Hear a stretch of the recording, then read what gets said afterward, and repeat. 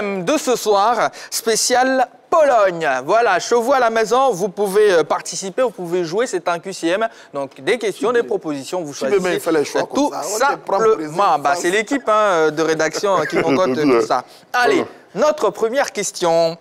Quel joueur détient le record de sélection de l'équipe de Pologne? A. Kamil Glik. B. Jakub Błaszczykowski. C. Robert Lewandowski. Le deux, c'était quoi là? Jakub Błaszczykowski. Ouais. C, hein? Non. B. Lui, c'est le B, oui. Ok. Ardoise? J'ai du C, j'ai du B. La bonne réponse, c'est Robert Lewandowski avec 138 sélections, devant Błaszczykowski, 108 caps et Glik, 103 sélections. Lequel de ces anciens joueurs n'a pas été président de la fédération polonaise? A. Grigor Lato. B. Andrzej Bunkol. C. Zbigniew Boniek. Boniek. Oui.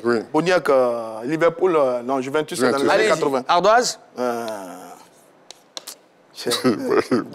J'y vais même vraiment. J'ai du A, j'ai du B. Non, j'ai du A, j'ai du C. Personne n'a le point. La réponse B. Andrzej Bunkol. Boniek a été président de 2012 à 2021. Il a succédé à Lato, qui a dirigé la fédération de 2008 à 2012. Il occupé de Platini à la Juventus. Oui. Allez, la troisième question. Qui est le meilleur buteur polonais de l'histoire de la Coupe du Monde? A. Andrzej Żarmak. B. Zbigniew Boniek. C. Grigor Lato. Lato, il a été un formidable joueur. C'est le C. La bonne réponse. Donc, c'est Grigor Lato avec 10 buts. Il devance Żarmak, 7 buts. Et Boniek, 6 buts. La quatrième question à présent.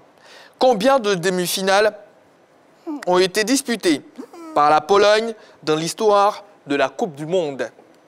A. 2. B. 3. Et C. 4. J'ai du A pour tout le monde.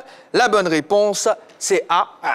2. La Pologne a terminé 3e en 1974 et en 1982. C'est ça. La cinquième et dernière question.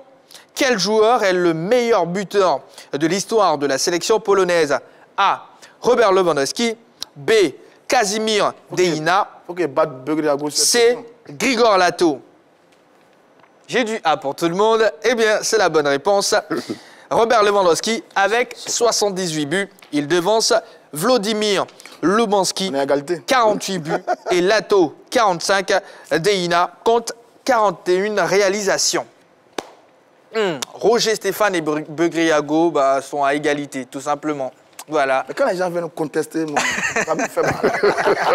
On va remettre ça, Entre-temps, on essaie de savoir l'issue du match Pays-Bas-Argentine. Begriago, on ne vous a pas entendu sur l'issue. Est-ce que vous avez pronostiqué des tirs au but pour ce match? Non. Moi, je voyais l'Argentine gagner après les 82 minutes de plus. Surtout la manière dont elle était lancée. Bien sûr, et puis il y a la gestion du match, la gestion du jeu. C'est ça aussi les grands entraîneurs. Vous avez un entraîneur jeune comme Scolari et puis un entraîneur qui a l'expérience très haut niveau comme Van Gaal. C'est une belle école. Martial? Pour moi, je voyais quand même les Pays-Bas parce que les Pays-Bas, l'entraîneur Van Gaal est un fin tacticien et il s'est adapté son équipe au jeu qui est produit par l'adversaire. Et puis, bon, l'Argentine est vraiment dépendante de Lionel Messi. Et donc, quand on met tout un schéma autour de lui, c'est ce qu'on a vu avec le Brésil. Neymar, quand il est bouclé, vraiment, le Brésil a des difficultés. Et on va essayer de se faire un petit récap. Le premier tireur, c'était Virgil van Dijk, qui a manqué donc son penalty. Léo Messi a inscrit le sien. Derrière, Berghuis, j'espère que je prononce bien, a manqué son penalty pour les Pays-Bas. Paredes a inscrit son but. Derrière, le retour donc des Pays-Bas. Après, Montiel, du côté bien sûr de l'Argentine, a marqué. Et Woods, celui qui est entré en jeu, qui a inscrit le doublé, qui permet donc à son équipe de revenir, a inscrit son penalty. Fernandez, côté Argentine, a manqué son penalty. Et là, le 5e tireur des Pays-Bas, De Jong, vient de manquer son penalty. Oh là là. On attend. Le dernier il vient de marquer, il a marqué. De Jong a marqué son penalty. Le dernier tireur argentin. Oui, voilà, donc là, c'est vraiment chaud. Donc, même s'il manque son penalty, bah, il y aura égalité. Oui, voilà, s'il marque, ils sont qualifiés. Oui, s'il marque, c'est terminé. Donc, ça fera 4 penalty, 4-3, tout simplement. Donc, on attend l'issue. Ah, pour l'Argentine. On vit ça en direct. On vit ça en direct. Oui, on vit ça en direct, tout simplement. Comme on peut, oui, comme on peut. On va rafraîchir un tout petit peu tout ça. Devrait confirmer encore après 1978. Quand même, la Hollande est sur une série d'invincibilité avec l'arrivée de Louis van Gaal qui fait un très bon travail. Il a un jeune groupe aussi.